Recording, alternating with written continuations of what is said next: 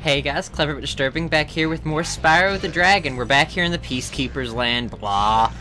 Ugh, still hate the way it looks, still missing the artisan world pretty well. Last time we cleared out the home world here and we went and we visited, Dry Canyon, that's what it's called, whoops. And this time we're headed right in here to Cliff Town, let's get to it. Here it's dusk, you can see some of the stars appearing on the horizon. Again, the prettiest part of like all of the levels in Peacekeepers of the sky, because the ground is just not that great. Here we have these little men in hats and they have like metal cape things on. They put this treasure chest in here. I don't know why. It's really easy to miss because it's behind where you start. And right there, there's a very large woman and she smacks her little husband and he runs after you and challenges you. But a quick flame gets rid of her. Also, something else that's unique to this level and doesn't pop up anywhere else. These pots, you actually have to breathe fire on them and heat them up to make a gem pop out. That doesn't happen anywhere else in the entire game, only here. So it's a little strange, and normally, I think the way I found out accidentally is because the only way you can defeat the wives is by flaming them. Look at her, she's like ready to beat you down with her spoon. Is her spoon covered with the same purple goo that's from the Peacekeepers? It kind of looks like it. Huh, I guess she's just cooking up some goo. Anyways, what I was saying was, I think the way I figured out that you have to flame the pots to get out the gem is because they're in such close proximity to the wives that I think at some point I accidentally breathed fire on it when I was trying to kill her. Some more of these little whipped husbands on the bridge. Get them out of the way. Oh, I just saw a thief. Let's get the little sucker. Come here. Come here. There we go, that one went by easy. Didn't struggle with that one near as much as I have some of the ones in the past. Okay, get this treasure chest over here, and now let's go free this dragon. Rescued Halvor, I guess. How's a dragon supposed to flame metal armor anyway?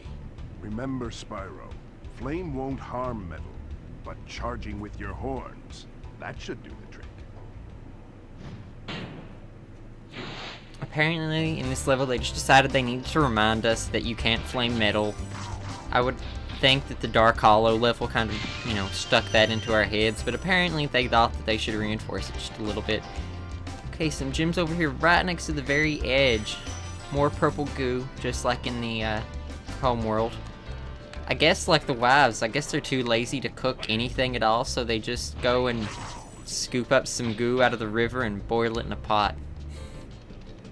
Here's another one. These must be like the houses that Cliff Town is named after. These little buildings here at the end of the level. Oh, I missed some treasure down there. Better go get it. Okay. Ugh, have to walk all the way back around now.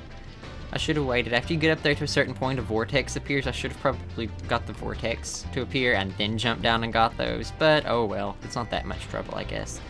Off this little ramp, glad to know that they make this town handicap accessible. Charge this guy and that treasure chest. Oh, here comes another one. Ah, I fell. I would like to go one episode without falling off of something, but I don't think it's gonna happen, so please don't hold your breath. Please. I do not want to be responsible for your death. And I know that if you hold your breath waiting for me to go an episode without falling, you will die. You will most certainly meet your end. Okay, back up the ramp. Let's take things a little bit slower and more carefully this time. Okay, line up. Charge that guy. Okay, flame his wife. Flame her pot. Okay. Get the treasures up on this little dais here. There's one of those bolted treasure chests. We can't open it right now. We'll have to find some way in the level to open it up. Here there's two wives. Perhaps, perhaps they were a couple. Maybe Cliff Town is, maybe they have marriage equality. The US hasn't gotten around to it yet, but Cliff Town may be ahead of us. Who knows? Okay, so let's jump down here, and here's another dragon. Rescued Enzo. Hey, what's on the other side of that river? Why don't you glide there and find out? So, yep, that was a very poorly concealed hint saying that you need to fly from here to get across the river because there's more stuff over there. You can even see the little gems sparkling from way back here. So we're gonna jump from up there and we're gonna fly. And oh, here's some more of these stupid vultures. Ugh. Well, I guess we can have another vulture roast tonight. I don't know what are those lizards. I think those are like little frilled lizards that are fodder here. Let me kill one since that vulture hit me. Whoop, another vulture fricassee. Okay, and another. Ah! Oh my god, I can't get it. Oh, there we go. I was concerned for a minute. I was like, am I not going to be able to get that? I'm gonna have to come back in here and kill that vulture. Vultures, stop hitting me. Ah, I asked somebody to call PETA for you earlier in the last episode, and this is how you repay me. Really, really, you ungrateful birds. Enough. I am sad because I'm getting berated by vultures. Boop. Okay, before we free that dragon, I'm gonna run over here and kill some more of these lizards and get Sparks a couple more butterflies. Oh, and there's a piece of treasure anyway, so let's get that while we're over here. Okay, now he's blue. Get that one, and he should be gold again. Okay.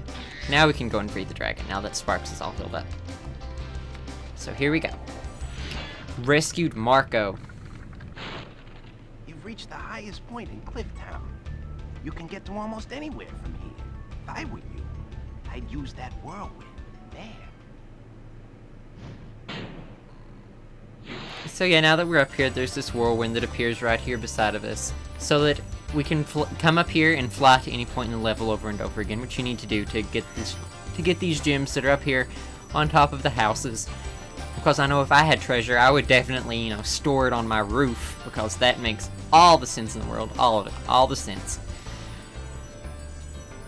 Well, if I made it down here, at least.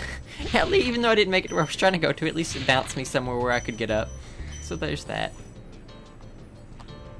I think I see there is something glittering over there. I'm gonna go get it. Gonna get it. Yeah, there are gems over here along these edges. Get that. Go over here to the other side to get it. Okay, and let's run back over to that vortex, whirlwind, whatever it is. Vortex thingamajigger. Okay, now I think, if I'm not mistaken, there's actually more treasure behind the building where we're starting. Yes, there is. So you have to, from up there on the little cliff part, you have to fly over here, over top between that pillar on the side of the building. There's a 25 gem, yay! And it works its way all the way up around in a spiral so that you can jump off the other side. Okay. Now we need to go back up there, I think, or we might actually have to fly off from a different place. I think we do. Okay. So now we have to climb back up here and fly onto these roofs from the big city part of the level down here at the end, where all the wives, husbands, and wives. Did I really miss a gem over there? I did, so we're gonna have to fly back over there in a minute. Okay, so here's a firework, and we're gonna light it. That's why flame breath comes in handy. You never need matches for your 4th of July celebration. So now we broke that bolted chest, so we can fly back up here with the vortex and jump down and get it. Is that all of it? Yep. Now we're just gonna jump back into the vortex.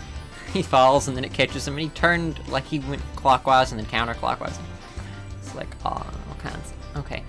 So, fly over here, get these treasure chests now.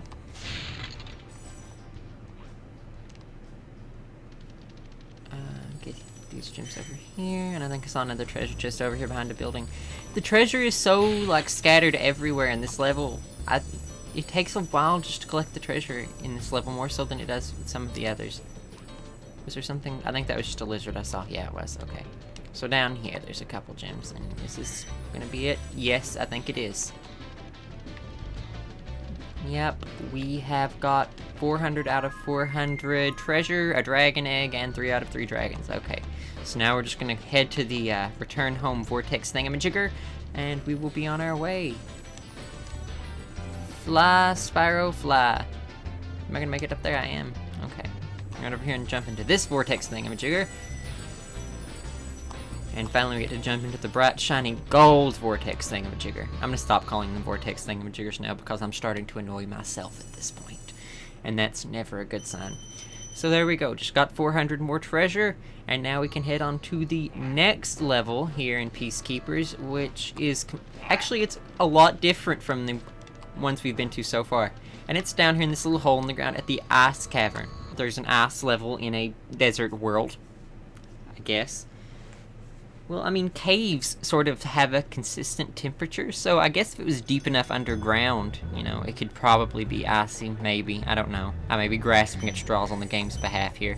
So right out here, we walk out onto this platform and have to get a little jumpy chest thing. Okay, and here's a big fat Nork stuck in this little hollowed out place in the wall. He's really ugly. Ew. These little jerks try and throw snowballs at you. I'm not sure how bad a snowball would hurt, but you take damage from them, which is... Maybe they have rocks, and maybe they're just white rocks that they're throwing at you instead of snowballs. It's an old game, the graphics aren't that great. It would be kind of hard to tell that they're just not really lightly colored rocks. Oh my, if I can ever touch the pedestal. Rescued Ulrich.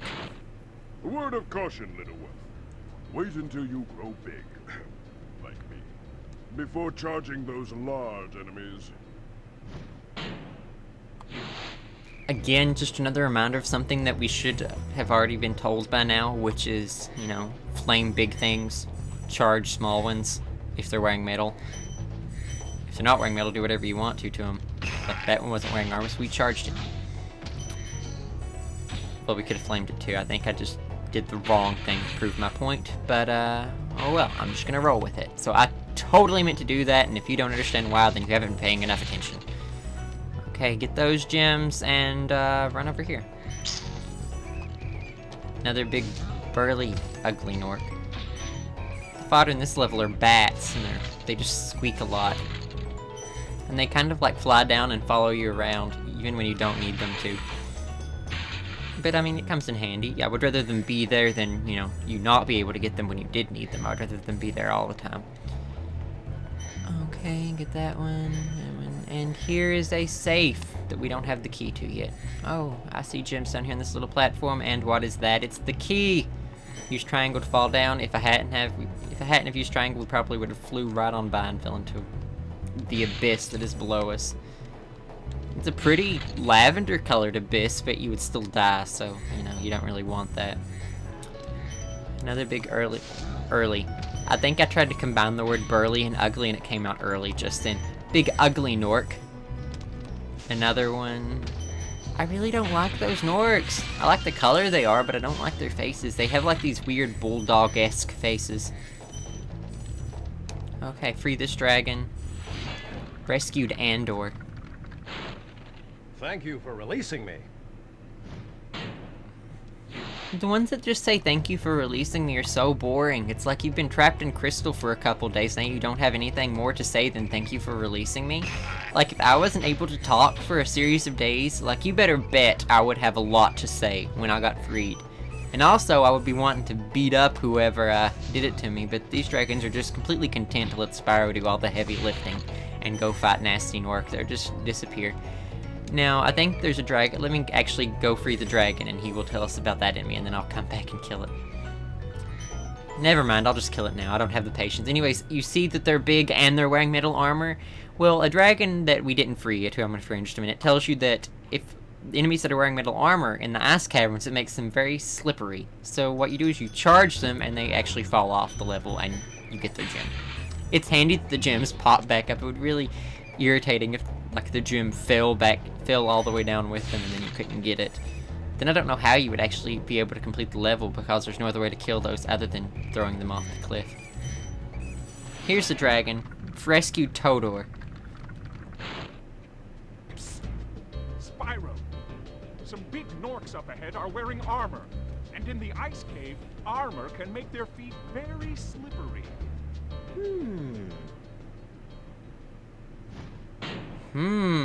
But yeah, I just explained that, so I've ruined the Oh well. Now these posts, they put gems all the way up at the top of them, and you're like, how do I get those? Well, you actually just charge the lamppost and they fall off. I remember when I was younger, I didn't know how to get those, but I wasn't that diehard for 100% of the game because at the time, for some reason, it seemed impossible, the idea of 100%ing this game, even though it's so easy, especially compared to a lot of other games. But you know, when I was like 4 or 5, it seemed just so hard.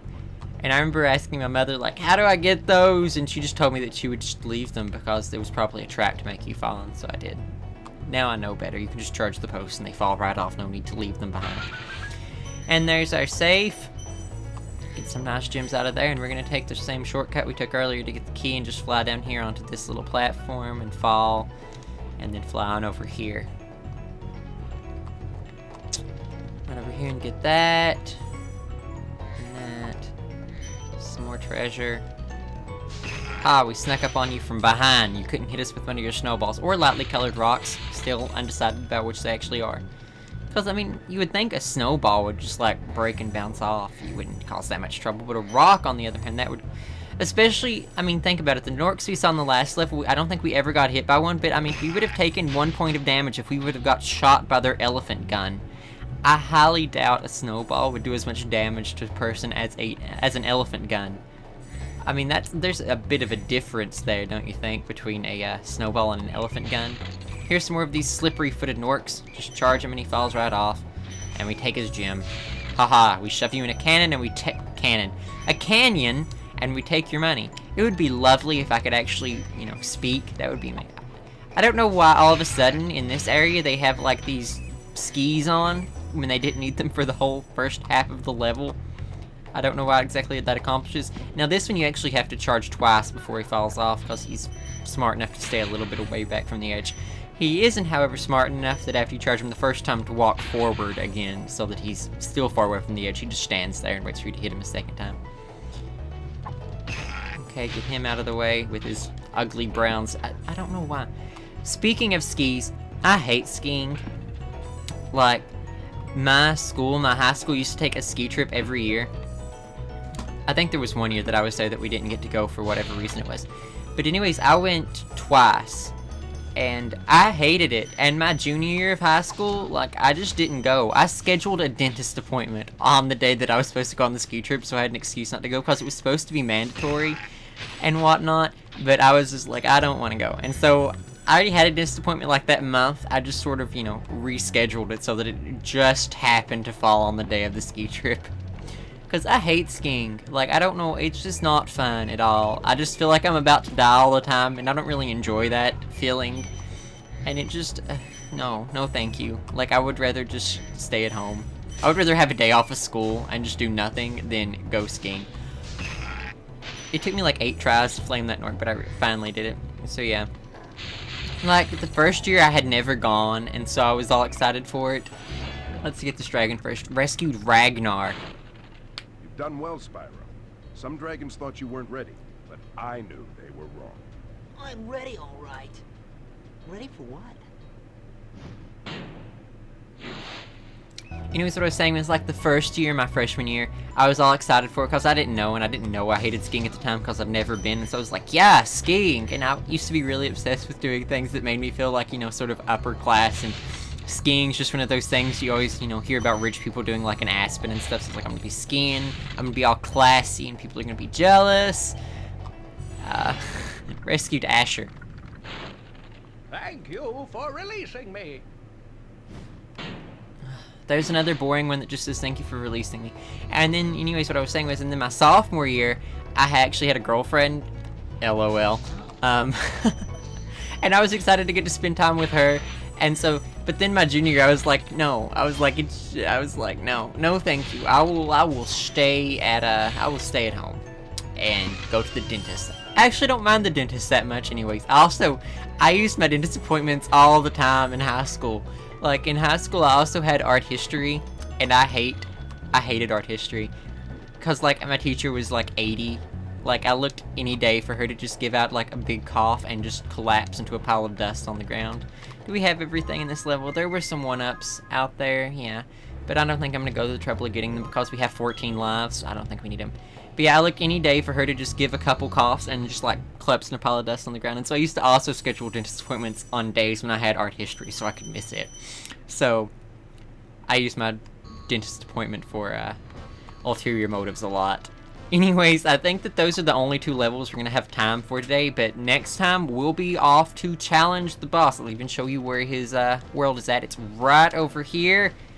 Right there. Dr. Shemp, and we'll be meeting him next time. So, see you then.